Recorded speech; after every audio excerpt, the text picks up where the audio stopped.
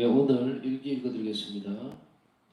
그리움을 가득하는 채 사파이어 끝없는 창공, 별들이 찬란히 빛나는 하늘을 바라봅니다. 오 하느님, 순결한 마음이 주님을 찾아 그곳으로 뛰어오릅니다. 그리고 육신의 속박에서 벗어나기를 갈망합니다. 그러나 그 갈망으로 나의 본향인 주님을 바라봅니다. 저희 이 귀향살이는 언제 끝나는 것입니까? 오 예수님, 주님께 대한 갈망으로 고통받는 주님의 정배가 이렇게 애타게 주님을 부릅니다. 광야를 가로질러 아버지의 나라로 걸어간 성인들의 발자취를 그림으로 바라봅니다. 그분들은 성득의 사례와 조언을 남겨주셨습니다. 그리고 제게 말합니다. 수녀님 인내하세요. 사슬은 곧 끊어집니다. 그러나 그리움을 애타는 저의 영혼은 이런 말씀을 듣지 않고 더더욱 애타게 자신의 주님과 자신의 하나님을 갈망합니다.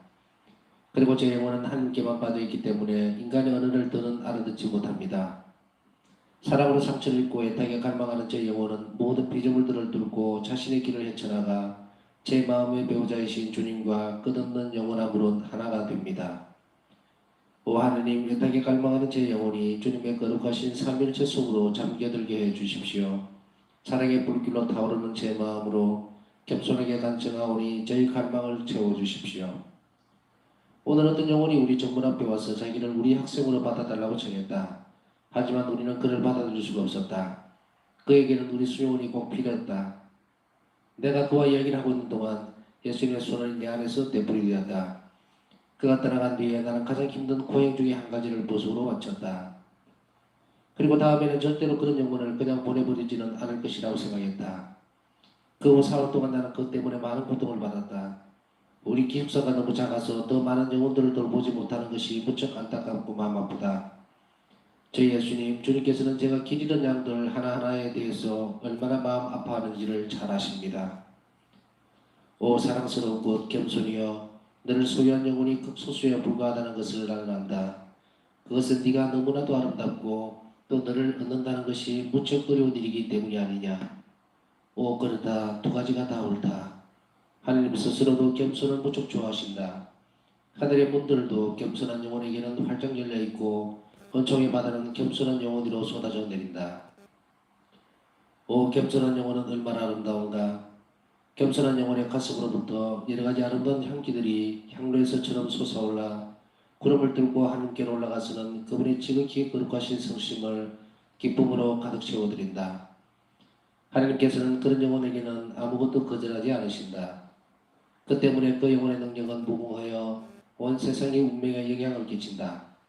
하나님께서는 그런 영혼을 바로 당신의 의자로까지 들어 올려주신다. 영혼이 자신을 낮추며 낮출수록 하나님께서는 온갖 은총을 가지고 그를 뒤쫓으신다. 그러면서 매 순간 당신의 전능으로 그 영혼을 감싸주시고 그를 향해 더욱더 당신 자신을 낮추신다. 이런 영혼은 하나님과 아주 깊이 일치하고 있다. 오 겸손이여, 내 모든 존재 안에 깊이 뿌리를 내려다오. 오직 순결하신 동정녀시여, 또한 가장 겸손하신 분이시여, 제가 깊은 겸손을 얻도록 도와주십시오. 이제 나는 성인들의 수가 왜 그렇게 적은지를 이해한다. 그것은 아주 소수 영혼들만이 깊은 겸손을 가졌기 때문이다. 영원하신 사랑, 깊은 정의, 거룩하신 삼위이시며 하나이신 하느님, 주님의 가슴은 모든 들을 위한 사랑으로 가득하십니다. 착한 아버지이신 주님은 아무도 경멸하지 않으십니다. 오 하나님의 사랑, 살아있는 신이시여, 주님의 미천한 피조물들인 우리 위에 주님 자신을 쏟아부어 주십시오. 우리의 비천함이 주님 사랑의 흑색 물결을 멈추게 하는 일이 없게 해 주십시오. 주님의 자비는 참으로 한이 없기 때문입니다. 예수님, 제 생각에 주님께서는 저에게 관심을 덜 가지시는 것 같습니다. 그렇다 내 아이야, 나는 나 대신에 너에게 영적 지도자를 주었다. 그가 내 뜻에 따라 너를 돌보고 있다. 그가 하는 말들을 모두 내가 하는 말인 것처럼 존중하여라. 그는 마치 휘장이나 마찬가지이다. 그 뒤에 내가 숨어 있다. 너희 지도자와 나는 하나이다. 그의 말은 나의 말이다. 나는 십자가의 길을 기도하다가 제12체에서 깊은 감동을 받았다. 여기에서 나는 예수님의 성심을 뚫고 나오는 하나님 자비의 전능에 대해 묵상했다. 나는 십자가 일을 바칠 때마다 모든 불쌍한 사람들을, 그리고 내가 사랑하는 사람들을 이 예수님 성심에 열려진 상처 안으로 넣어준다. 그 자비의 샘으로부터 두 개의 빗줄기, 곧 피와 물이 흘러나왔다. 그 한량없는 은총으로 그 두 빗줄기들은 온 세상에 흘러넘친다. 사람이 아프고 나약할 때에는 다른 사람들이 쉽게 당연히 하는 일들을 해하기 위해서도 계속 힘들게 노력을 해야만 한다. 그래도 당연히 해야 하는 그 일들을 다 해내지도 못한다. 그렇지만 예수님, 모든 것에 대해서 주님께 감사드립니다. 큰일을 했기 때문이 아니라 많이 노력했기 때문에 상을 받을 것이기 때문입니다. 사람으로 행한 일은 작은 것이 아닙니다. 제 예수님, 주님의 눈은 모든 것을 보시지 않습니까? 저는 왜 아침마다 그렇게 힘이 없는지 알 수가 없습니다. 아침에 일어나는 일이 무척 힘들고 어떤 때에는 초인적인 노력을 기울여야만 일어날 수 있습니다. 영성체해야 한다는 생각이 그나마 제게 힘을 줍니다. 그러니까 매일 하루가 투쟁으로 시작되고 투쟁으로 끝이 납니다. 죄가 싫어갈 때 저는 마치 전쟁터에서 돌아오는 군인처럼 느낍니다. 저희 주님, 저희 스승님, 주님만이 오늘 무슨 일이 있었는지를 아십니다. 묵상 시간에 내 옆에 무릎틀에 무릎 꿇고 있던 수녀가 계속 기침을 하고 가래를 뱉는다. 어떤 때에는 쉬지도 않고 계속 이렇게 한다. 어느 순간 미사는 이미 끝났으니까 묵상은 자리를 옮겨 다른 곳에서 해야지 하는 생각이 떠올랐다. 그런데 한편으로 내가 자리를 옮기면 그 수녀는 자기를 피해서 자리를 옮겼다는 것을 눈치채고 그 때문에 마음이 상할지도 모른다는 생각이 들었다. 그래서 나는 그냥 본래 내전에서 묵상을 계속하고 이것을 하나님께 인내의 행위로 봉헌하기로 결심했다. 묵상이 끝날 무렵 내 영혼에는 내 마음이 받아들일 수 있는 최대한의 하나님의 위로가 넘쳐 흘렀다. 그리고 주님께서는 내가 만일 그 수녀를 피했더라면 내 영혼에 흘러 넘쳐 들어온 이 은총도 피했을 것이라는 사실을 내게 알려주셨다. 오늘 예수님께서 아주 가난한 젊은 청년의 모습을 하고 우리 수용을 정문으로 들어오셨다.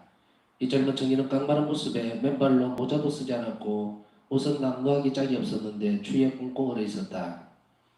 오늘은 날씨만 추운 것이 아니라 비까지 오고 있었기 때문이었다. 그 청년은 무엇이나 따뜻한 것을 좀 먹게 해달라고 청했다. 그래서 나는 주방으로 갔지만 가난한 이들을 위한 음식이 하나도 남아있지 않았다. 얼마 동안 애를 쓰면서 찾아본 결과 마침내 나는 약간의 수프를 찾아내었다. 난 수프에 빵을 부숴놓고 따뜻하게 데워서 그 청년에게 주었고 그는 그 수프를 받아 먹었다. 내가 그로부터 수프 그릇을 되돌려 받아줬을 때 그는 자신이 하늘과 땅의 주인이신 주님이시라는 것을 내게 알려주었다. 내가 있는 그들의 모습, 그분의 모습을 바라보고 있는 동안 그분은 내 시야에서 사라지셨다. 내가 숙소로 돌아와서 방금 일어났던 일을 돌이켜보고 있을 때 내 영혼 안에서 이런 말씀을 들었다. 내 딸아, 가난한 이들이 이 정문을 떠나면서 나에게 바친 감사의 기도가 내 귀에까지 들려왔다. 그리고 숙명 중에 네가 할 수 있는 범위 안에서 네가 베푼 자선이 나를 기쁘게 해주었다. 그래서 나는 내 자비의 열매를 맛보려고 나의 의자를 떠나서 너에게로 갔던 것이다. 제 예수님, 이제 모든 것이 제게 분명해집니다. 그리고 이제 무슨 일이 일어났었는지를 알게 되었습니다. 저도 이런 가난한 청년이 어떻게 그런 절제됨으로 빛날 수 있었는지 이상하게 생각했습니다.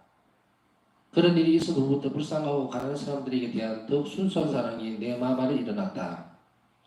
나의 장상들이 이렇게 좋은 인물을 내게 맡겨주셨으니 나는 얼마나 행복한 사람인가. 나는 자비를 실천하는 방법은 참으로 다양하다는 것을 깨달았다. 우리는 언제 어디서나 그리고 참으로 어느 때나 선행을 할 수 있다. 하나님께 대한 열렬한 사랑은 말과 행동과 기도를 통해서 그 사랑을 나누기 위해서 언제나 항상 그 주위에서 기회를 찾는다. 주님, 이제 저는 얼마 전에 주님께서 제게 해주신 말씀을 이해합니다. 나의 건강이 이렇게 나쁠 때에는 나의 임무를 온전하게 수행하기 위해서 얼마나 애를 써야 하는지. 그리스도님, 이 사실은 주님만이 아실 것입니다. 오늘은 여기까지 읽겠습니다.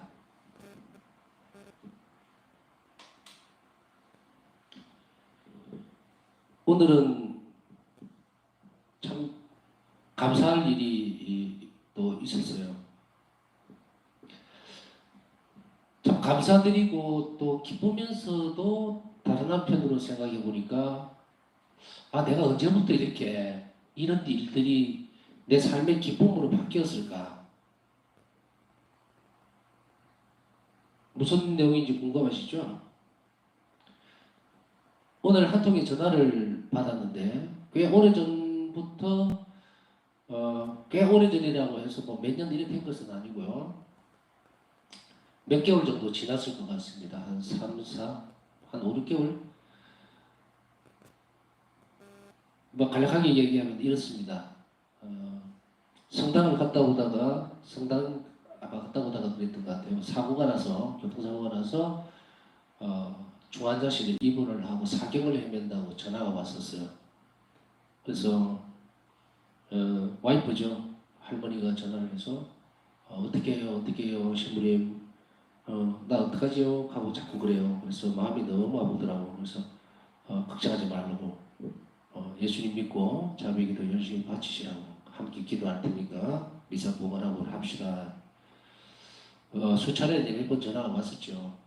여러 가지 정황을 지금 다 설명할 필요는 없을 것 같고 그러다가 이제 중환자실에서 내려오고 또 상황이 좋아지고 늘 하여간에 어떤 기도 부탁을 받고 나면 머리에서 떨어지를 않아요. 솔직히 얘기해서. 그래서 이제 계속 저는 항상 기도를 하면서 그런 느낌들 이번 같은 경우는 이렇게 기도를 드린 거예요. 물론 모든 건강을 주시든 또 회복을 시켜주시든 아니면은 뭐 당신이 데려가시든 그것은 주님 뜻에 온전히 달려 있습니다만은 그래도 성당에 갔다가 오면서 이런 일이 생겼다는 것은 이제 이게 빌미가 되는 거예요. 사실은 이제 기도를 하면서 뭔가를 이렇게 이유를 주님 앞에 내놔야 되니까 그래서 이거는 좀 아니지 않습니까, 주님? 다른 사람이 볼 때 저 사람은 뭐 성당 열심히 다니다 안 다녔던 그런 것은 아닌 것 같습니다. 그리고 열심히 기도할 테니까 정말 최종적인 것은 주님 뜻에 따르겠지만 저는 이제 두 가지를 이야기해 주죠. 하나는 건강이 회복되면 그것 또한 열심히 살아라는 표정으로 그렇게 받아들이고 정말 자비롭게 삶을 나머지를 살아야 될 것이고 두 번째는 만일에 하나님께서 데려가신다 하더라도 그것 또한 마찬가지로 하나님께서 준비가 되었기 때문에 데려가는 건데 그러기 위해서 열심히 기도하십시오. 그래야만 슬픔이 덜할 것입니다. 기쁨이 차야 돼요. 그렇게 하면 정말 이 상황 자체도 주님께서 원하셨다는 확신이 들고 그게 은총한 우리 안으로 들어오면 거기에 대해서 흔들리지 않죠. 기도는 그만큼 중요한 거예요. 몇 개월간의 기도 끝에 오늘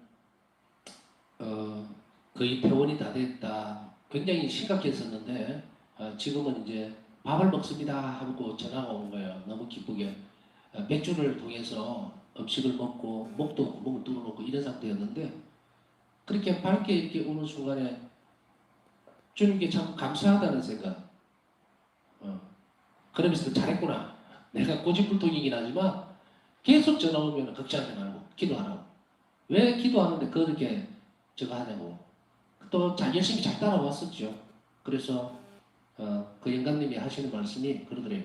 왜 자꾸 기도하라고 하냐고. 왜 자꾸 기도하자고. 손만 붙들고 앉으면 자비 기도를 계속 바치는 거 내가 얘기를 했으니까. 하느님 안에서 인간의 슬픔은 정말 어떤 때는 하나님께서 그러신 것 같아요. 예수님이. 당신 뜻이 정말 그 생명을 이제 데리고 갈 때가 돼도 정말 인간이 너무 간절하게 원하면 당신 뜻 자체를 꺾으시는 것 같아요. 우리에게 맞추어서. 그래서 조금이라도 더 그것이 우리가 행복할 수 있다고 기쁨 느낄 수 있다면 주님께서 그렇게 해주시는 거예요. 어떤 사람들이 있어서는 아이고 기도를 하는데도 저는 잘 안 되네요 할 때는 왜 잘못됐는지를 모르기 때문이에요. 왜? 그때 무엇이 필요하냐면 지도가 필요하겠죠. 지도가 필요해요. 올바르게 가르침을 받아야 돼요. 기도를 한다고 해서 무조건 되는 것이 아니라는 거예요. 그렇다고 어렵지도 않습니다. 그런데 많은 사람들이 기도 생활을 하면서 꾸준하면서 실패하는 이유가 가장 기본적인 것을 못 배워서 그런 거예요. 어쩌면 기본적인 것보다 더 점진적인 것. 사실은 이 그 자비심이라든지 이 바울사서의 일기를 쭉 이렇게 묵상해가면서 큰 게 더 와닿는 것이 여러분들이 있었는지 모르겠는데 여러 가지 관련이 있겠죠. 근데 그 중에서 특히 어떤 생각을 저는 가지느냐면 단순함. 점점 기도가 단순해져 가고 있다. 그리고 점점 어떤 작은 기도들이라도 사랑으로 바치게 되겠다. 그런 것들이 자꾸 이제 그런 쪽으로 흘러가는 거예요. 전에도 제가 한번 그 말씀 드렸을 거예요. 그래서 이분에게도 사랑으로 바치십시오, 기도를. 사랑은 모든 일을 이루어냅니다. 그러니 기도를 같이 하시되 사랑을 하십시오. 그렇게 애를 쓰시면 주님 보시기에 좋을 것입니다. 라고 했는데 이런 소식을 듣게 되니까 제가 아까 말씀드렸던 그 내용입니다. 남을 위해서 기도해 주는 게 내가 왜 이렇게 기쁘지? 그리고 잘 됐다라고 해야 되겠죠. 어쨌든 이런 일들이 원하는 거니까 그것이 이루어지게 되면 참 기쁘다. 그러면서 오늘 저녁에 묵상을 하면서 그런 질문을 혼자서 던져본 거예요. 주님, 제가 언제부터 기도를 청했던 사람들의 기도가 이루어졌다는 것에 대해서 그걸 내 기쁨이 되고 내 삶의 양식이 되었는지 잘 모르겠습니다만은 여하튼 참 좋습니다. 감사드리는 거예요. 그래서 이 이야기를 하는 이유는 뭐냐면 절망은 또 희망의 끈을 놓는 것은 그리스도인이 할 태도가 아니에요. 그 기도가 잘 안 되어질 때는 그 사람 자체 본인 자신이 잘못 기도하거나 비뚤어진 마음 상태로 기도하기 때문이라는 거예요. 순수하고 절제된 것, 겸손한 마음으로 기도하기 위해서는 예수님을 또 그 말씀을 분명하게 인지하고 순수하게 예 믿습니다라고 하지 않는 한은 그 기도는 이루어지지 않습니다. 그런데 그게 예수님이 잘못한 겁니까? 우리 자신들이 잘못한 겁니까? 잘못 기도해서 잘못 결과가 나오는 거 갖고 누구를 탓하겠어요? 그래서 이 기도 시간, 기도를 하십시오, 인내롭게 하십시오라고 했을 때 무조건 이렇게 하라고 하는 것이 아니라 어떻게 해야 한다는 것을 여러분들이 아마 이 시간을 통해서 잘 배우고 익힌다면 정말 인내롭게 기도하는 것이 우리 선익이 되고 우리 기쁨이 된다는 것을 알게 될 겁니다. 저는 이 시간을 함께 하고 있는 여러분들이 남을 위해서 기도할 수 있는 사람이었으면 좋겠고 그리고 나에게 떡이 생기고 돈이 생기고 뭐가 생기는 것보다 나에게 기도를 요청했던 사람들의 기도가 이루어졌음을 기뻐할 수 있는 그런 분들이 많이 되었으면 좋겠어요. 오늘 일기를 이 맥락에서는 아니지만 여하튼 기도의 인내심, 꾸준하게 기도하고 절망하지 말고 항구적으로 기도할 것. 그러나 그 기도의 특성은 단순해지고 겸손해져야 된다는 것. 그것을 꼭 기억을 해야겠습니다. 첫 번째로. 두 번째는 오늘 그 바사 성령의 체험이죠. 체험인데 여기에서 환자들에 대한 이야기를 아까 하는데 그 환자였으니까요. 기도를 해달라고 했더니 이제 한 달 정도만 재활 치료하면은 뭐 퇴원하시고 일상적인 생활이 가능하다고 그 말이 참 기쁘기도 하고 그 이야기를 굳이 이 시간에 했던 이유는 이 일기에도 환자에 대한 이야기가 나와서 그래요. 사람이 아프고 나아갈 때는 다른 사람들이 쉽게 당연히 하는 일을 해가기 위해서도 계속 힘들게 노력을 해야 한다. 이 발사성녀겠죠. 발사성녀 당신의 처지를 이야기하는 거예요. 지금은 지금 일기가 상당히 많이 진도가 나갔기 때문에 발사성녀의 병이 상당히 깊어졌을 겁니다. 백일액이. 그래서 움직이기가 힘들고 이러는데 아마 발사성녀도 이 결핵의 특징이 뭐냐면 힘이 없어요. 그런데 발사성녀 이 일을 모르셨는가 봐요. 오늘날 같이 결핵이 어떻다라고 규명이 되어 있는 상태가 아니었지 않을까. 의학도 수준이 많이 떨어져 있고 이런 상태에서 이루어지기 때문에 그런 게 아닐까 하는 생각이 듭니다. 그래서 이 부분을 보면서 저도 결핵을 안 했기 때문에 이래서 그랬구나 하는 것을 참 동질성을 느끼는데요. 여기에서 보면 저는 왜 아침마다 그렇게 힘이 없는지 알 수가 없습니다. 힘이 없어요. 먹는 양이 많아져도 힘이 없어요. 근데 수녀를 해서 뭘 그렇게 잘 챙겨주겠습니까? 주변에 있는 수녀들이 걸리적거리는 사람이라고 병자들 그렇게 보는 시선도 있었을 것이고 사람 사는 동네가 상황이 다 비슷비슷할 수도 있죠. 그래서 이해받지 못하고 특별히 이럴 때 보양식이라든지 많이 보충이 돼야 되는데 그런 상황이 전혀 안 되니까 힘이 없죠. 그래서 바사 수녀는 왜 이렇게 힘이 없는지 모르겠습니다. 이렇게 고백을 하고 있는 거예요. 그러나 여기에서 환자들에게 있어서 어떤 부분들이 더 좋은 몫을 가지고 있느냐면 큰 일을 했기 때문이 아니고 많이 노력했기 때문에 상을 받을 것이기 때문입니다. 이 대목입니다. 큰 일을 한다고 상을 받는 게 아니에요. 많이 노력했기 때문에 주님 보시기에 좋고 주님 보시기에 우리에게 상을 받을 만한 자격이 있다고 느낀다는 그렇게 하신다는 거죠. 사람으로 행한 일은 작은 일이 아닙니다. 이 대목도 눈여겨볼 만합니다. 그래서 아까 제가 계속해서 그 할머니에게 기도하셔서라고 이야기할 때, 그 자매님에게 이야기할 때 사랑을 하셔야 됩니다. 분명히 누구에 대한 사랑? 배우자에 대한 사랑이 아니라 주님에 대한 사랑으로 그렇게 기도하십시오. 사랑은 아무리 강조해도 잘못된 것이 없고 부족한 것이 없어요. 넘치는 것이 없죠. 부족한 것이 없는 게 아니라. 사랑은 아무리 퍼부어도 늘 만족스럽지 못한 것이 사랑이에요. 그렇지만 그 작은 사랑을 큰 일에 쓰는 것이 아니라 큰 일, 작은 일을 큰 사랑으로 하라고 말씀드리죠. 그래서 이 사랑은 어떤 것도 변화시킵니다. 모든 것들을 다 변화시켜요. 내가 일상적으로 하고 있는 이 작은 기도가 잘 들어지지 않을 때 사랑을 하십시오. 그러면 싹 변해버려요.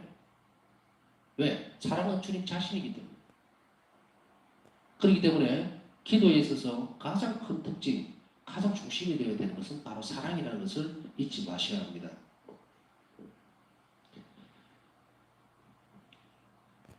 그리고 이제 십자가 길에 대한 이야기도 나오는데요. 십자가 길을 하면서 12처에서 깊은 감명을 받았는데 여기에서 내가 멈춰서서 굉장히 충격을 받았습니다. 정말 기도가 이렇게까지 들어가질 수 있겠구나. 정말 바울사 성령은 우리에게 어떤 부분들을 이렇게까지 가르쳐주고 계시는가 주님께서는.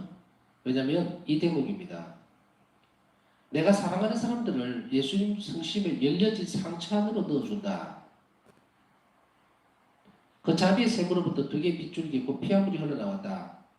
여기에서 예수님의 성심을 뚫고 나오는 이 부분은 뭡니까? 저 상본에서도 나와 있지만 예수님의 성심이 열려버린 거예요. 심장이 열려버린다는 거죠.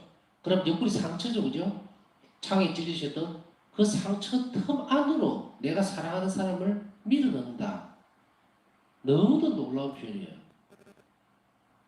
그리고 이 일을 우리가 반드시 해야 하겠구나. 정말 사랑하는 사람이 있고 정말 그 사랑하는 사람들을 위해서 우리가 기도할 수 있다면 이 열려진 예수님의 옆구리의 그 상처 안으로 이들을 봉헌하면 무엇이 안 이루어질 것인가 하는 거예요.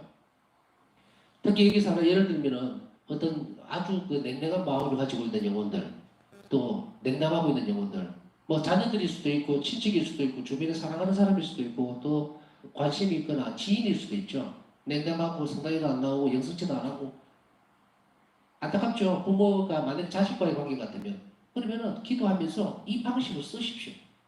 십자가를 하시면서 십자가 일을 하시든 아니면은 기회가 나면 성당에 와서 성체 준비를 하시든 우리 생각, 묵상 중에 그것을 하셔야 합니다. 특히 이제 권하고 싶은 것은 자비 상본을 볼 때마다 자비 상본 앞에 앉아서 그냥 예수님 저는 의탁합니다 하고 막 그렇게 하시지 말고 정말 그 사랑하는 사람들 그 영구원을 위해서 꼭 필요하다면 지금 열려져 있는 저 옆구리 상처에 넣으십시오. 안으로. 그런 시도들을 자꾸 하다 보면 어떤 방법으로 했었는지를 알게 됩니다. 그러니까 우선 이것들을 묵상하면서 어떻게 하면은 그 예수님의 열려진 심장 그 안으로 내가 사랑하는 사람들 또 냉담한 사람들 잃어버린 영혼들을 그 안으로 넣을 수 있을까라는 것을 끊임없이 묵상하면서 기도하면 됩니다. 예수님 성심이 열려진 상처 안으로 넣어준다. 그곳에서는 모든 자비가 흘러나오는 곳이기 때문에 그 영혼은 큰 변화를 일으킨다 이 말이죠. 결국은. 그 다음에 세 번째에 볼 수 있는 것은 어떤 것이냐면 겸손한 영혼이라는 말을 아까도 이야기했습니다. 겸손한 영혼들은 어떤 영혼들인가? 근데 우리가 겸손한 영혼들이라는 말을 참 많이 쓰지만 이러이러한 상태가 겸손하다 이렇게 하다 정의 내리기가 굉장히 힘듭니다. 그러나 분명한 사실은 뭐냐면 영혼이 겸손해져야 된다는 것은 분명한 사실이에요. 그래서 겸손한 영혼에 대한 이야기를 하면서 하나님께서는 그런 영혼에게는 아무것도 거절하지 않으신다. 그 때문에 그 영혼의 능력을 무공하여 온 세상의 운명을 영향하기 위해서 대단하죠. 겸손한 영혼이 할 수 있는 일들이라는 것이 상상을 초월한다. 우리는 비록 보잘것없지만 우리 영혼이 겸손해질 수 있다면 그러면 이 겸손한 영혼이라는 것을 정의 내리기가 힘들다는 이야기는 뭐냐? 그것은 하나님에게서 얻어지는 은총이기 때문입니다.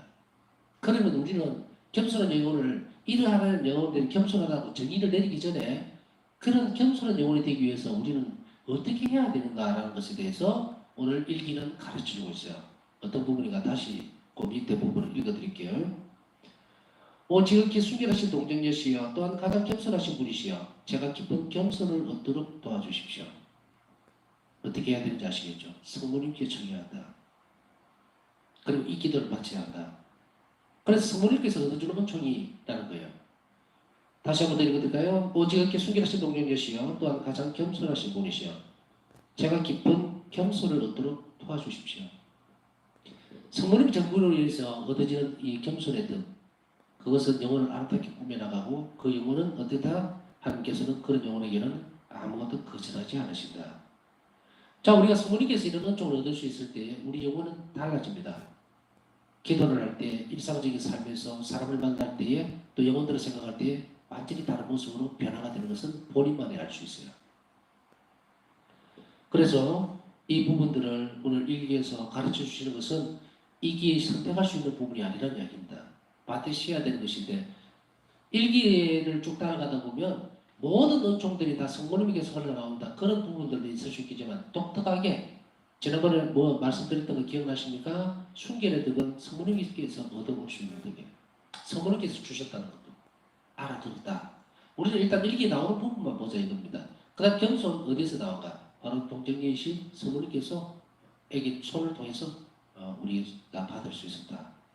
물론 그 외에도 우리가 모든 은총들은 성모님 손을 거치지 않는 것은 없습니다. 그러나 그걸 다 덜추내면 뭐 한도 끝도 없어요. 밤새워 말해도 끝이 없을 것입니다. 그러니까 그걸 다 덜추내자는 것이 아니라 우선 가장 우리에게 필요하고 와닿는 것, 일기를 따라가면서 하는 거니까 이 부분들을 우리가 성모님께 청해서 얻어내야 합니다. 왜? 그런 용어는 아무것도 거절하지 않으신다고 하셨으니까 우리는 주님께 청해서 주님께서 우리 기도를 거절하지 않으시고 늘 베풀어 주신다면 우리는 얼마나 행복하겠습니까? 그래서 물질적인 거나 경제적인 거나 뭐 이런 부분들도 있겠지만 영혼의 선물들이 더 크죠. 주님을 더 잘 알 수 있게 되고 또 주님과 일치할 수 있으니까. 그 다음에 묵상 시간에 이 부분은 참 우리하고 많이 와닿는다고 생각을 해요. 특히 요즘 같은 코로나 시대에 이런 부분들이 굉장히 우리에게 주의를 많이 기울이게 만드는데 자, 여러분들 본가에 갔을 때 이제 뭐 좀 많이 이렇게 풀렸죠. 근데 만일에 뚝뚝 앉아 있는데도 불구하고 뒤에 있는 분이 갑자기 기침을 뭘 마실 것다 하고 있어요. 근데 갑자기 기침을 콜콜 나든지 이렇게 하면 모든 사람들 시선이 그리로 다 가죠. 왜 저기 앉아서 기침하고 있어? 나가서 하지. 이렇게 되겠죠. 본심이 들고. 그런 경우들이 없다고 볼 수는 없죠. 아주 흔한 일일 수도 있는데 요즘 같은 코로나에는 특히 더할 거예요. 그런데 오늘 바우사 성령에게 있어서 이런 체험은 어떤 것이었을까? 그냥 기침이라는 게 감기였을 것 같아요. 그죠? 그런데 이 100일에 또 기침이 나기는 나요. 근데 이게 폐렴으로 넘어가면 기침을 굉장히 심하게 하지만 폐렴까지 넘어가지 않으면 그렇게 기침을 하지는 않습니다. 그런데도 불구하고 바로 옆에 이제 바우사 성령 지금 굉장히 약한 상태입니다. 우리가 한번 그 앞부분으로 잠깐 들어가 보자고요. 마지막으로. 방사성에는 폐가 굉장히 약하기 때문에 옆에 바이러스에 완전 노출되어 있습니다. 근데 옆에 있는 수녀가 계속 기침을 하고 이러면 그 감기가 옮잖아요. 그럼 완전 폐렴으로 바로 가버려요. 그러니 방사성에게 있어서는 얼마나 불안한 일입니까? 정말로 부주의한 사람들이거든요. 옆에서 상황을 지금 뭐 어떻게 이해할 수 있는 부분은 전혀 없습니다. 사실 일기를 보면서 이렇게까지라는 물음표가 던질 수밖에 없어요. 아무도 관심을 가지지를 않고 있다는 이야기예요. 그러나 한 가지 분명한 사실은 바우사 승리가 폐결을 앓기는 했지만 폐결의 또 종류가 전염성이 있고 전염이 되지 않는 게 있어요.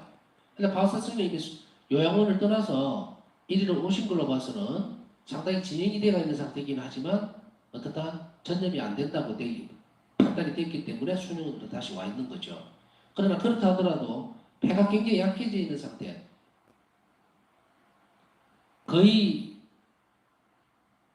균에 노출되면 큰일 나는 상태인데 옆에 있는 수녀가 지금 계속 수녀가 기침을 하고 가래를 메고 이러니까 전 말도 못하겠죠. 그런데 그것을 꾹꾹 참고 있었는데 미사가 중이니까 미사가 끝났으니까 이제 묵상을 할 때는 다른 곳을 옮겨야 되겠다라고 생각했다가도 즉시로 생각을 바꾸어서 그냥 본래 자리에서 묵상을 계속합니다. 왜냐하면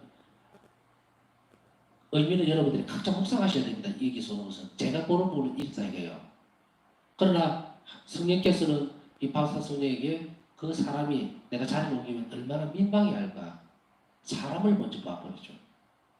그러면서 바사 성령은 당신 자신이 인내롭게 그 자리를 수용을 해버립니다. 옆에서 기침하고 가려면 가면 묵상 되겠습니까? 짜증 무지하게 납니다, 솔직히. 그럼에도 불구하고 묵상에 방해를 받는다 하더라도 적어도 그것 때문에 이 사람을 미워하거나 피해서는 안 되겠다고 결심을 하시고 그 행위를 봉헌을 해버린 거예요. 그러니까 여기에서 아주 중요한 부분이 나옵니다. 내가 만일 그 수녀를 피했더라면 내 영혼에 흘러넘쳐 들어온 이 은총도 피했을 것이라는 사실을 내게 알려주셨다. 깨달았다가 아닙니다. 예수님께서 알려주셨다. 그 상황에 인내하고 봉헌을 해버렸기 때문에 최대한의 하나님의 위로가 넘쳐 흐르면서 동시에 그 은총을 받았던 거예요. 만일에 벌떡 일어나서 아유 수녀님 좀 저리 가세요 라고 했든지 아니면 벌떡 일어나서 아유 피해는 안 주지 뭐 괜히 싫은 소리 하니까 뭐 하겠나 하고 그냥 자리를 비켰더라면 뭐가 다 빠져버린 거예요.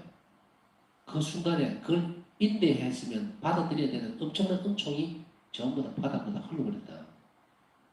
우리는 이렇게 은총을 받아들일 수 있는 방법들을 우리 주변에서 얼마든지 찾을 수가 있어요.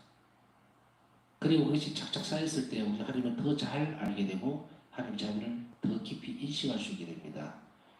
자, 남은 시간 제가 미처 건드리지 못했던 부분들도 일기 한 번 더 들으시면서 묵상하시고 오늘 이 시간에는 우리가 봉헌하려고 했던 것들 또 우리가 청하고자 하는 것들 오늘 하루 일과를 지내면서 마음을 상하게 해야 될 것도 있다면 예수님께 용서도 청하고 또 필요한 은총도 청하면서 또 내일 하루를 축복해 주시도록 그렇게 청하는 시간 가지도록 하겠습니다.